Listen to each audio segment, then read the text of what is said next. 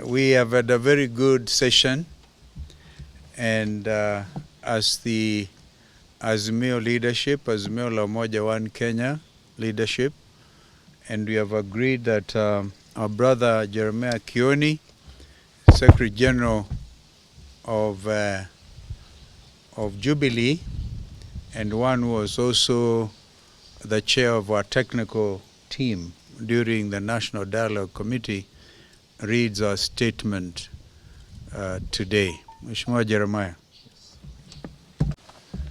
Asante. This is a statement on meeting of Azimio Summit that was held today, March the 5th, 2024. We have had a meeting of the summit, which is Azimio la Umoja One Kenya Coalition Party's top decision-making organ.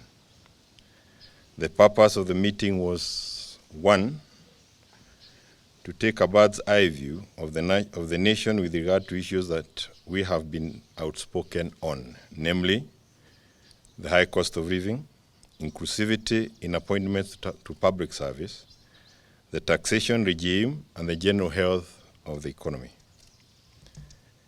Two, get a briefing on the status and progress of the NADCO report.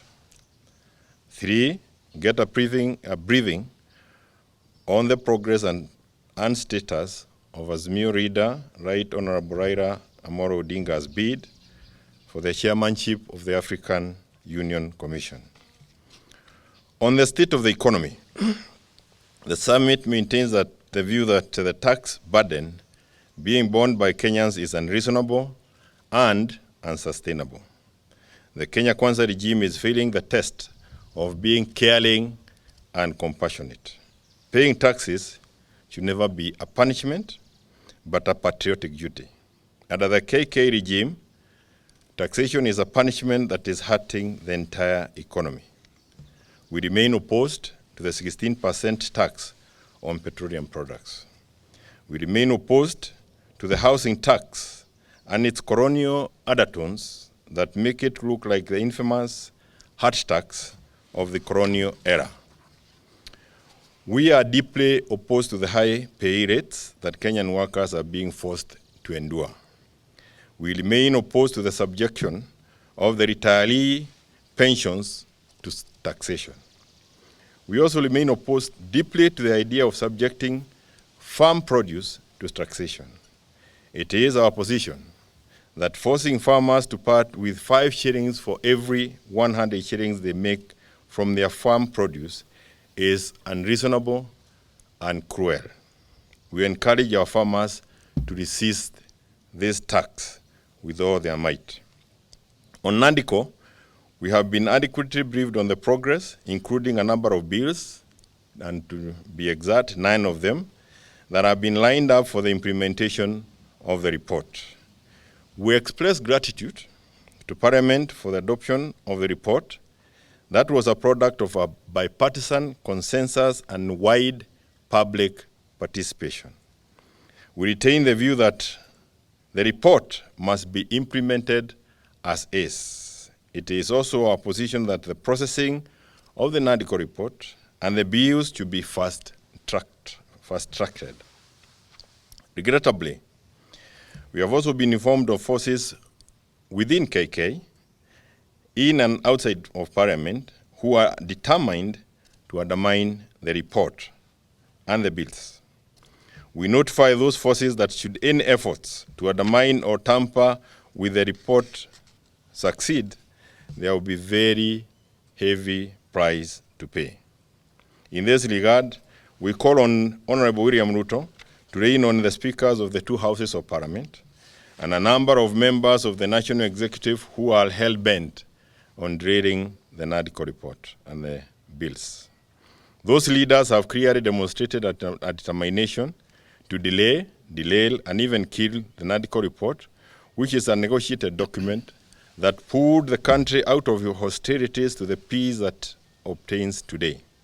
Nobody should take the present situation as a given or for granted. We also express support to the principle of the 2/3 gender rule and its inclusion as part of the NADCO report. On the issue of the Right Honorable Raila Odinga's bid for AU chairmanship, the summit reiterated our earlier stand as a coalition to support in every way we can to ensure that Mr. Odinga takes the seat. It is our position as a coalition that it is in the best interest of the country, the East African community, and the East African community that Right Honorable Raila Odinga takes the seat. To this end, we very much appreciate the support of our neighbors and those across the continent who have extended their support to Right Honorable Raila Odinga.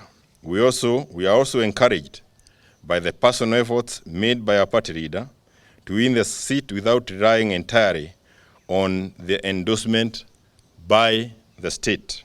And we are committed to reach out to friends and fellow leaders out there in support of our leader's bid. The meeting also strongly welcomed the efforts of our country, Kenya, to back Honorable Odinga. We agree this is not a partisan political issue, but a matter of national pride and image. We are united on this. As a coalition, we are committed to stay united and stay the course of holding the KK regime to account and to fight for the rights and dignity of the people of Kenya. In that regard, as we support Honorable Raila Odinga for the AU position, we will also support the right of Kenyans to an affordable living, lower taxes, and a functional economy that guarantees decent livelihoods. End of statement, and I thank you. Mentioned that our sister, Honorable Mother Karua, traveled to Dar es Salaam last night. Should have otherwise been here with us. We have our apology. Thank you. Well done. Kuna swali?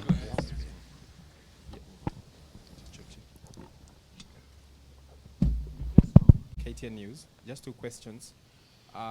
The IBC boundary reviews is expected to happen this month, according to the Constitution, but we have a crisis, some sort of. What would be your position on how we can get out of this and do that in time? We actually dealt with that matter. It's in the National Dialogue Committee report, where we proposed, correct me, Opio and I think we proposed moving from, 12 years to 20 years, all there, so that we can escape the crisis. Thank you. Last time, 7 countries had given a nod to Raila's bid. You said 7? 7 countries that... There will be more, I can assure you. Yeah. How many more have come on board? Okay. No, this is work in progress. Is he going back to, is he going to Rwanda, because he said he will be traveling to Kigali? Maybe he can answer that for himself. I'll go when I go.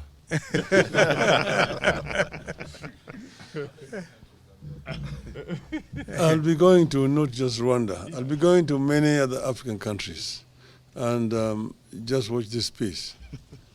I need to talk to many leaders across the continent.